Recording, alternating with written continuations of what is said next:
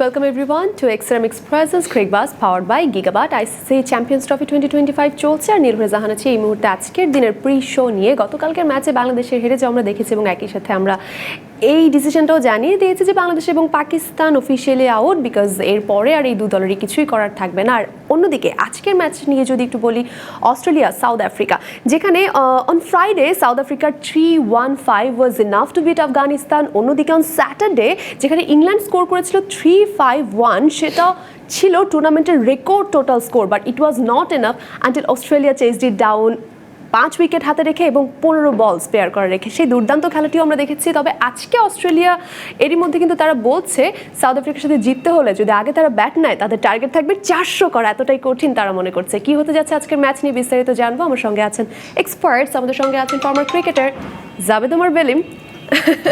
এটা কি আপনার ফোন ছিল? জানিয়ে দিয়েছি নীল, আমি কিন্তু আছি টিং টিং টিং।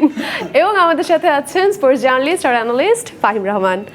Fahim, once again congratulations. গতকালকেই ধুমধাম করে কিছু একটা হলো ফাহিমের বাড়িতে, আবার আজকে সে শো করতে চলে এলো। Look at the dedication.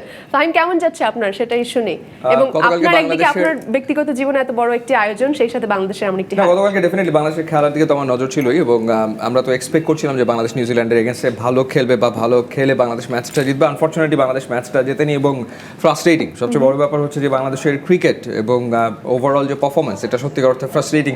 এবং এত বড় মঞ্চে স্পেশালি যে দুইজন সিনিয়র ক্রিকেটারকে নিয়ে আলোচনা হচ্ছে, মুশফিকুর রহিম, মাহমুদুল্লাহ রিয়াদ, যে এই ধরনের মঞ্চে এসে তারা যদি পারফর্ম না করে তাহলে আসলে কেমন করে হবে। দেখেন বিরাট কোহলি ঠিকই কিন্তু সেঞ্চুরি করে ফেললো এগেন্স্ট পাকিস্তান, সেঞ্চুরি কিন্তু করে ফেললো, কিন্তু স্ট্রাগল করছিল, কিন্তু তারপরেও কিন্তু এই যে এবং তার যে সেঞ্চুরিটা 72 রান করা হচ্ছে শুধুমাত্র রানিং বিটুইন দ্য উইকেটের মাধ্যমে, 7টা 4 ছিল, 72 রান সে দৌড়ে করেছে। তার যে ডেডিকেশন, তার যে ফিটনেস, পারফর্ম করার যে ক্ষুধা, সেটাকে আসলে আমরা আমাদের ক্রিকেটারদের ভেতরে কি সেই বিষয়টা আমরা আসলে লক্ষ্য করছি, সেটাকে আমরা দেখছি।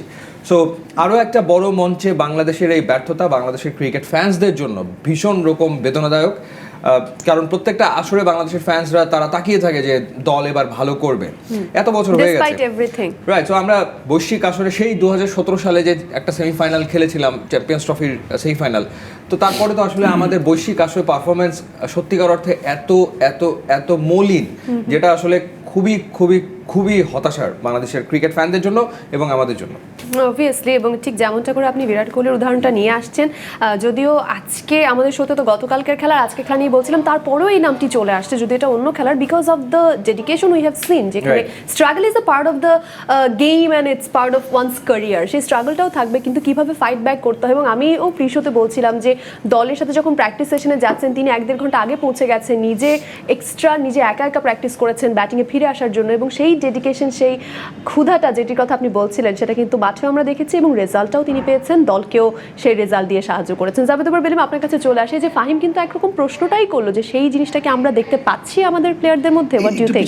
আসি যে আপনার সঙ্গে টক শো করছিলাম আমাদের ইন্ডিয়া পাকিস্তান, এক্স্যাক্টলি যেটা কোহলিকে নিয়ে আমরা বললাম, তো আমি একটা কথা বলেছিলাম, এই টাইপের প্লেয়ার যখন অফ ফর্মে থাকে, স্পেশালি বিফোর মানে big tournament like champions trophy, world cup, Asia cup, যেটা আমি একদম সকালেই দুপুরে বলেছিলাম, ওই দিনই কিন্তু 100 করেছে। মানে এই টাইপের প্লেয়ার যখন অফ ফর্মে থাকে তারা ভেরি ডেঞ্জারাস হয়।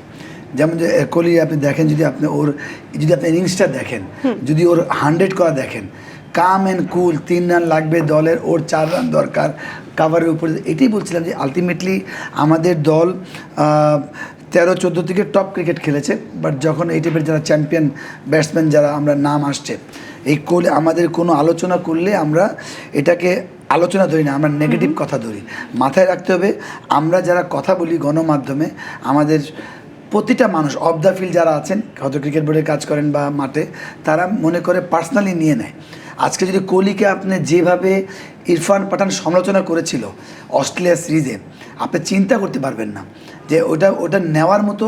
আমি কেন বলি, টপ লেভেলে অফ দ্য ফিল্ড মিডিয়া হোক, এক্সপার্ট হোক, ওই লোডটা আপনাকে নিতে হবে, ওইটা আমরা কিন্তু নিতে পারি না।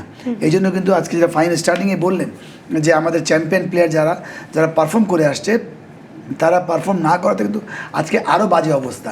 একদম মিনিমাম পারফর্ম একটা দরকার। কোহলি কিন্তু 25-30 গড় ছিল, দে আর এক্সপেক্টিং ফ্রম কোহলি 50+। তো ভাই ইয়াং প্লেয়ার তো আমাকে 20-25 করেই দিবে ও বলছে। Okay, তো ওই so একটা জায়গায় yes. আমি মনে করি যে আমাদের মানে ওই জায়গায় বেশি মাত্রায় ল্যাকিংস।